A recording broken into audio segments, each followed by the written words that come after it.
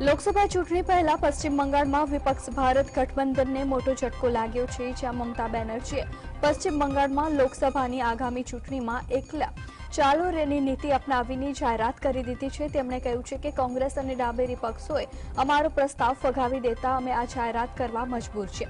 કોંગ્રેસ દ્વારા મારો કોઈ પ્રસ્તાવ સ્વીકારવામાં આવ્યો નહોતો અને ઉલ્લેખનીય છે કે છેલ્લા ઘણા સમયથી કોંગ્રેસ અને તૃણમૂલ કોંગ્રેસ વચ્ચે શાબ્દિક યુદ્ધ જોવા મળી રહ્યું હતું. આ દરમિયાન ઇન્ડિયન ગઠબંધનના સભ્યો પણ સીટ વહેંચણી મુદ્દે હજુ સુધી કોઈ નિર્ણય સુધી પહોંચી શક્યા નહોતા.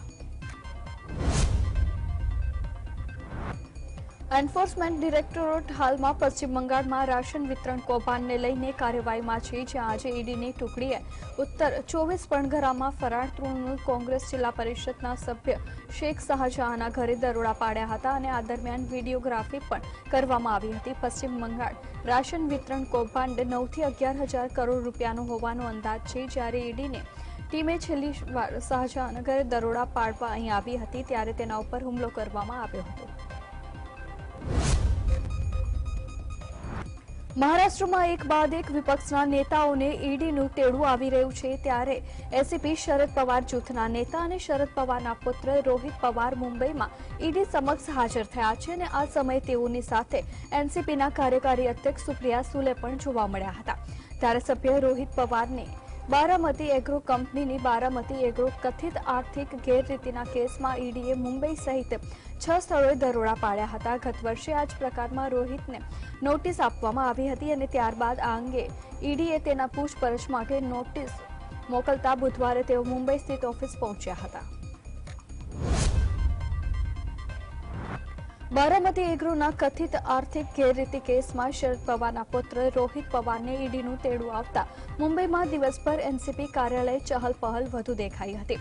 રોહિત પવાર મુંબઈમાં ઈડી ઓફિસ સમક્ષ હાજર થતા પહેલા મુંબઈની એનસીપી ઓફિસે પહોંચ્યા હતા, ત્યારે એનસીપીના પ્રમુખ શરદ પવાર અને કાર્યકારી અધ્યક્ષ સુલે પણ ઉપસ્થિત જોવા મળ્યા હતા. આ ત્રણેય પાર્ટી અને પરિવારના વરિષ્ઠ નેતાઓ અન્ય પાર્ટી આગેવાનો સાથે બેઠક કરી હતી. મણિપુરથી નીકળેલ કોંગ્રેસ નેતા રાહુલ ગાંધીની ભારત જોડો ન્યાય યાત્રા અસમમાંથી પસાર થઈ રહી છે, ત્યારે બારાપેટામાં રાહુલ ગાંધીને સમર્થકોનું અભિવાદન ઝીલ્યું અને સીએમ હેમંત બિસ્વા શર્મા ઉપર આકરા પ્રહારો કર્યા હતા. રાહુલ ગાંધીએ દાવો કર્યો હતો કે હિમંતા બિસ્વા શર્મા દેશના સૌથી ભ્રષ્ટ મુખ્યમંત્રી છે અને મુખ્યમંત્રીનું નિયંત્રણ સંપૂર્ણ રીતે અમિત શાહના હાથમાં છે. જો હિમંતા બિસ્વા શર્મા અમિત શાહ વિરુદ્ધ કંઈ પણ બોલવાની હિંમત કરશે તો તેમને પાર્ટીમાંથી બહાર ફેંકી દેવામાં આવશે. કોંગ્રેસ નેતા રાહુલ ગાંધીના નેતૃત્વમાં ચાલતી કોંગ્રેસની ભારત જોડો ન્યાય યાત્રા દરમિયાન આસામમાં થયેલા હંગામા ઉપર રાજનીતિ ગરમાઈ છે, તેવા કોંગ્રેસ અધ્યક્ષ મલ્લિકાર્જુન ખડગેએ કેન્દ્રીય ગૃહપ્રધાન અમિત શાહને પત્ર લખ્યો છે. તેમજ યાત્રામાં હુમલો કરવાનો જેના ઉપર આરોપ છે તેઓએ પોલીસનું સંરક્ષણ મળતું હોવાનો પણ દાવો કર્યો છે. મલ્લિકાર્જુન ખડગેએ 2 પાનાના પત્રમાં લખ્યું છે કે 21 જાન્યુઆરીએ યાત્રા ઉપર સોનીપત જિલ્લામાં હુમલો થયો હતો. જેઓ સ્થાનિક એસપી છે અને તેઓ રાજ્યના સીઓ હેમંત બિસ્વા શર્માના ભાઈ છે. તેઓએ હુમલો કરનાર ભાજપના કાર્યકરો પર કોઈ કાર્યવાહી કરી નથી.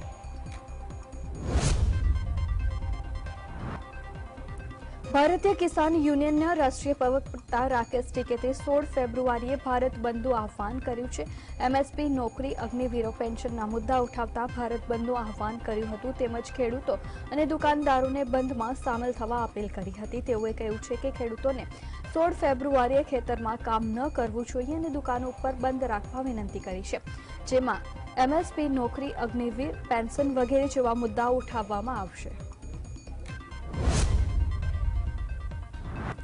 અયોધ્યાના રામ મંદિરમાં રામલલાના અભિષેક બાદ મંદિરના દરવાજા ભક્તો માટે ખુલી ગયા છે. મંદિરને જાહેર દર્શન માટે ખોલવામાં આવ્યા બાદ પ્રથમ દિવસે મંગળવારે ભારે ભીડ એકઠી થઈ હતી. રામલલાના દર્શન માટે ભક્તો એટલા ઉમટી પડ્યા હતા કે પહેલા જ દિવસે લગભગ 5 લાખ લોકોએ મંદિરમાં દર્શન કર્યા હતા. ભક્તોની આસ્થા પૂર્ણ સંભાળવા માટે 8,000 પોલીસ કર્મીઓ ફરજ ઉપર તૈનાત હતા. જોકે વધુ ભીડના પગલે વહીવટીતંત્રે કેટલીક સમસ્યાઓનો સામનો કરવો પડ્યો હતો.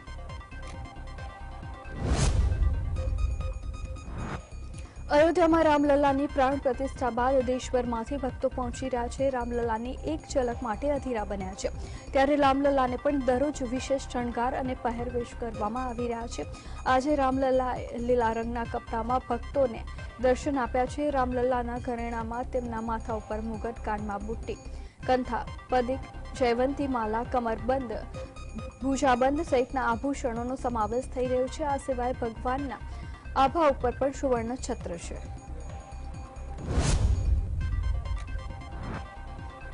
અયોધ્યામાં રામલલ્લાની પ્રાણ પ્રતિષ્ઠા બાદ દેશભરમાંથી ભક્તો રામલલ્લાના દર્શનને આતુર છે. રામલલ્લાની સુંદર પ્રતિમાએ સૌ કોઈનું મન મોહી લીધું છે. ત્યારે રામ મંદિર પરિસરમાં બનેલી ઘટનાએ સૌ કોઈને આશ્ચર્ય જગાડ્યું છે અને ત્યાં ઉપસ્થિત સૌ કોઈ એક જ ચર્ચા કરી હતી કે રામ ભક્ત હનુમાન સાક્ષાત રામલલ્લાના દર્શન કરવા માટે આવ્યા હતા.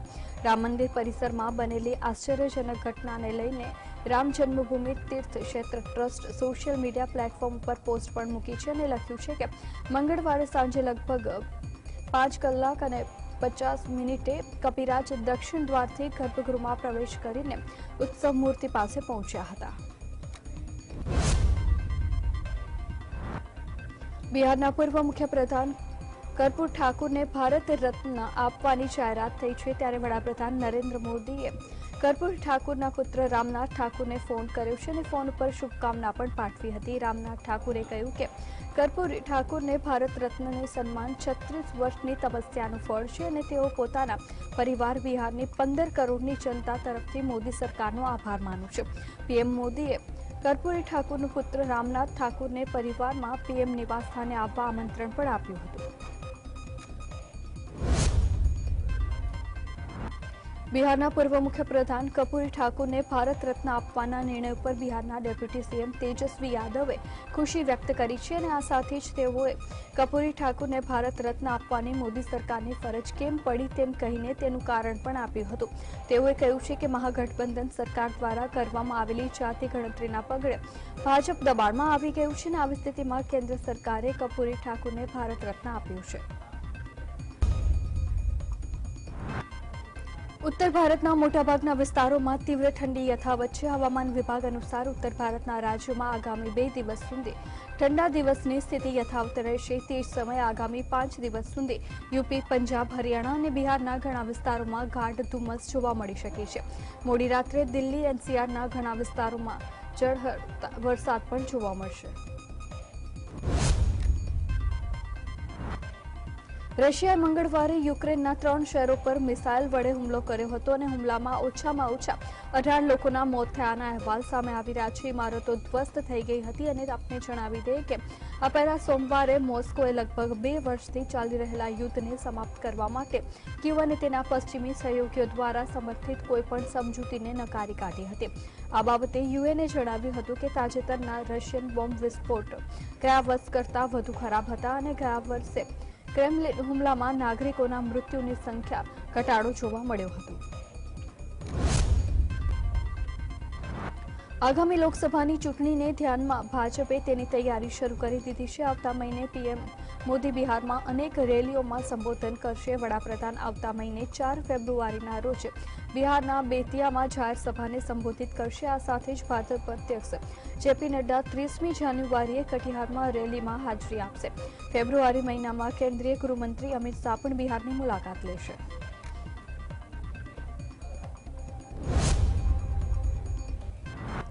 ભારત જોડો યાત્રા દરમિયાન આસામ મેઘાલય બોર્ડ ઉપર પોતાની ટ્રાવેલ બસ પરથી વિદ્યાર્થીઓ અને અન્ય લોકો સંબોધતા કોંગ્રેસ નેતા રાહુલ ગાંધીએ દાવો કર્યો છે કે આસામના મુખ્યમંત્રી હિમંતા બિસ્વા શર્મા નિર્દેશ ઉપર તેમના મેઘાલયની ખાનગી યુનિવર્સિટીમાં વિદ્યાર્થીઓ સાથે વાતચીત કરતા અટકાવવામાં આવ્યા હતા.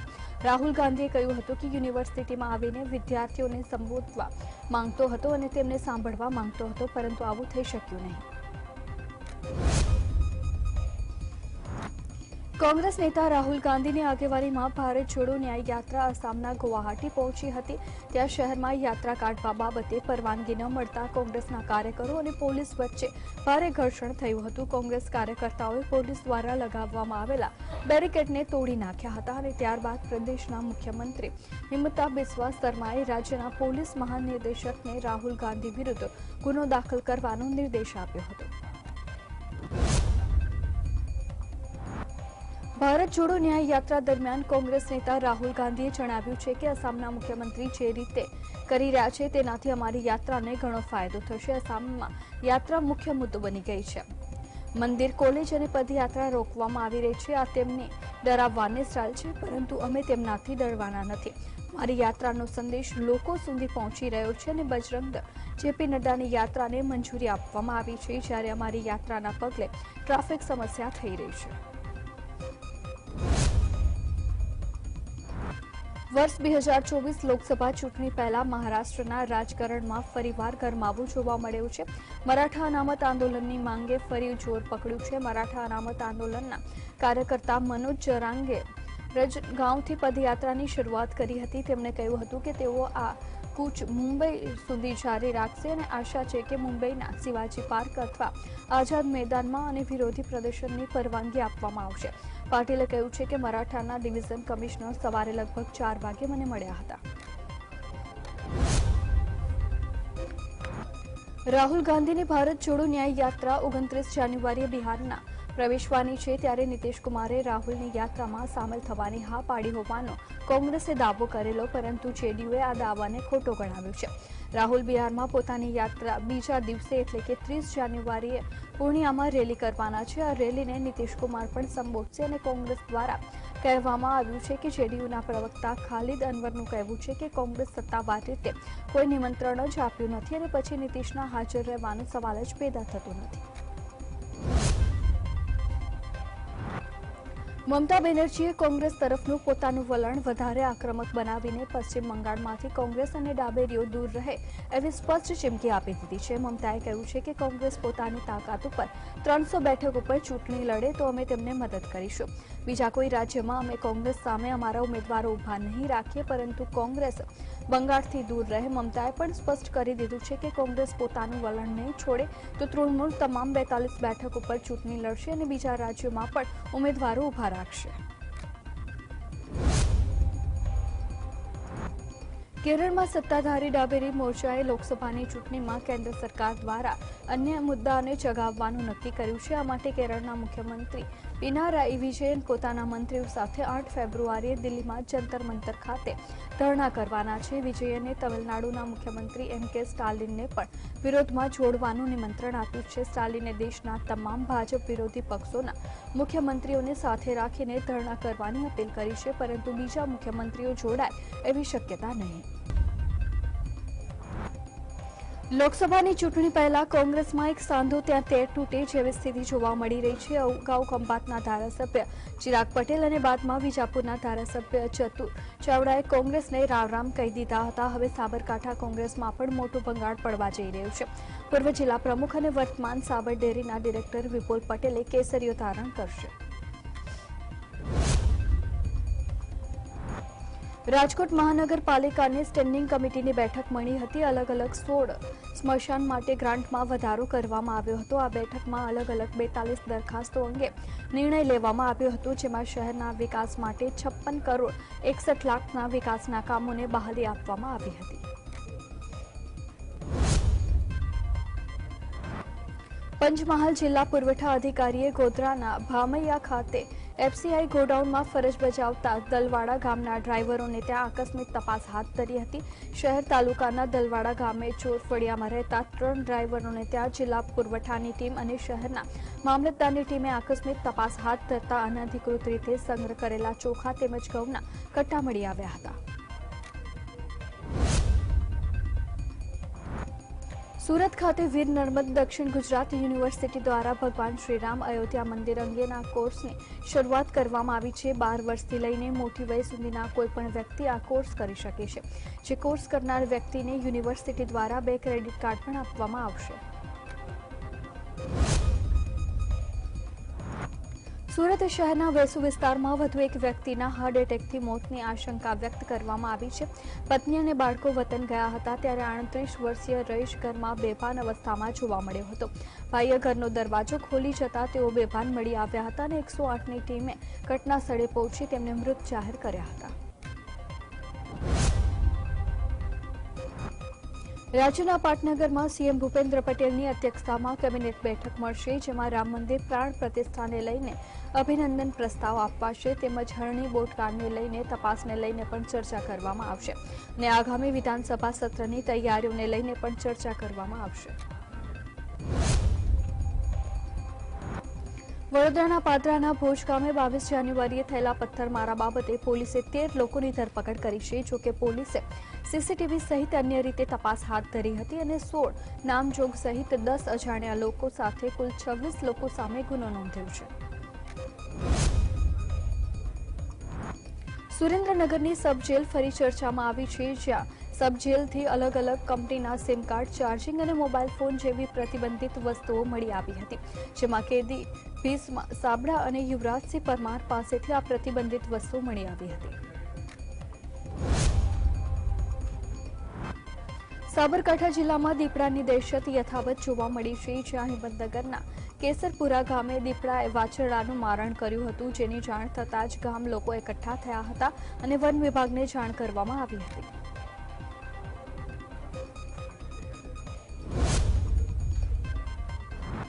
મહીસાગર જિલ્લાના લુણાવાડામાં રખડતા પશુઓનો આતંક સામે આવ્યો છે, જેમાં લુણાવાડા કન્યા શાળા નજીક એક વયોવૃદ્ધને 6 ફૂટ ઊંચે ઉછળ્યો હતો, જે બાદ 70 વર્ષીય ભીખાભાઈને હોસ્પિટલ લઈ જવામાં આવ્યા હતા. મહત્વનું છે કે થોડા દિવસ અગાઉ પણ કુવાર પાસે એક મહિલાને આંખલાએ ઈજા પહોંચાડી હતી. લોકસભાની ચૂંટણીના પડઘમ વાગી રહ્યા છે, ત્યારે જય શ્રી રામના નાદ સાથે ભારતીય જનતા પાર્ટી દ્વારા ગુજરાતમાં એક સાથે 26 લોકસભા બેઠકના ચૂંટણી કાર્યાલયનો શુભારંભ કરવામાં આવ્યું છે. ત્યારે જામનગર 12 લોકસભા મતવિસ્તારના કાર્યાલયનો શુભારંભ કરવામાં આવ્યો હતો. આ પ્રસંગે જામનગર અને દેવભૂમિ દ્વારકાના સાંસદ પૂનમબેન માડમ, કેબિનેટ કૃષિ મંત્રી રાઘવજી પટેલ, દ્વારકાના ધારાસભ્ય તેમજ સંગઠનના તમામ હોદ્દેદારો, કાર્યકર્તાઓ મોટી સંખ્યામાં ઉપસ્થિત રહ્યા હતા.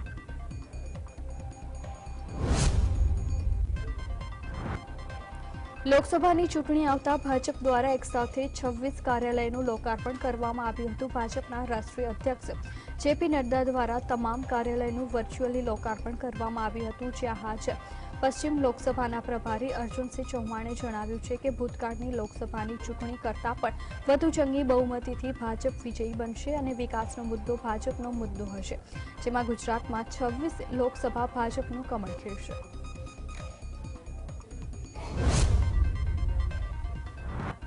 અમદાવાદના થલતેજમાં ભાજપના મધ્યસ્થ કાર્યાલયના ઉદ્ઘાટન પ્રસંગે સીએમ ભૂપેન્દ્ર પટેલ અને પ્રદેશ ભાજપ પ્રમુખ સી.આર. પાટીલ પણ ઉપસ્થિત રહ્યા હતા. આ કાર્યક્રમ દરમિયાન સીએમ ભૂપેન્દ્ર પટેલે સંબોધન કરતા કહ્યું છે કે ગુજરાતમાં ભાજપે તમામ 26 લોકસભા બેઠકો જીતવાની છે અને 5 લાખ કરતાં વધુ વોટથી દરેક લોકસભા જીતવાની છે. તેવું કહ્યું છે કે સરકાર તરીકે જે કામ કરવાનું છે તે કાર્યકર્તાઓ સાથે મળીને કરીશું.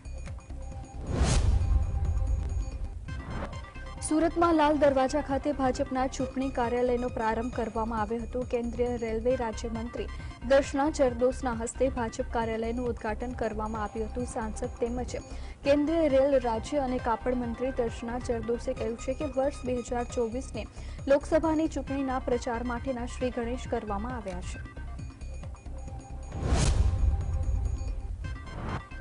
મહેસાણામાં ભારતીય જનતા પાર્ટી દ્વારા ચૂંટણી કાર્યાલય ખુલ્લું મૂકવામાં આવ્યું હતું. આ પ્રસંગે ઉપસ્થિત મહેસાણાના સાંસદ શારદાબેન પટેલ નિવેદન આપતા કહ્યું છે કે મારી ઉંમર હવે ટિકિટના માપદંડમાં આવતી નથી. વર્તમાન સમયમાં દેશને આઈટી સેક્ટર અને ટેકનોલોજીના જાણકાર લોકોની જરૂર છે. મારું માનવું છે કે આવા લોકોને તક આપવી જોઈએ.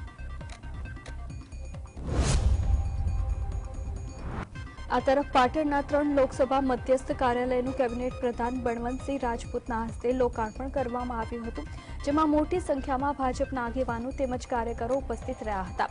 બળવંતસિંહ રાજપૂતે જણાવ્યું છે કે દેશની સૌથી મોટી રાજકીય પાર્ટી ભારતીય જનતા પાર્ટી છે.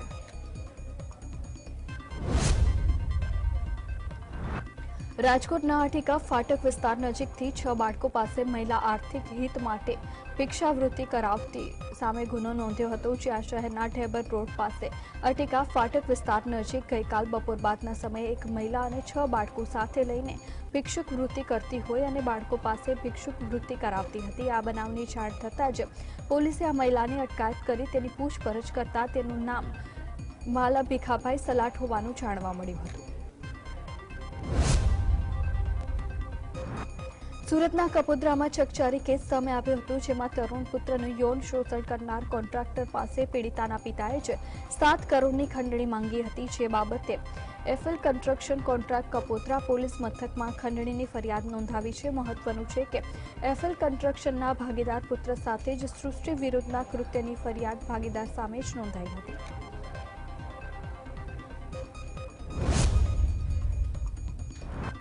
સુરેન્દ્રનગરના થાનમાં અસામાજિક તત્વો બેફામ બન્યા છે, જ્યાં થાનના ગુજરાત હાઉસિંગ બોર્ડ વિસ્તારમાં શસ્ત્રો સાથે 8 ઇસમોએ ઘરમાં પ્રવેશ કરી તોડફોડ કરી હતી અને ઘરમાં પ્રવેશ કરીને ઘરમાં પડેલા બાઇક તેમજ અન્ય વસ્તુઓને નુકસાન પહોંચાડ્યું હતું.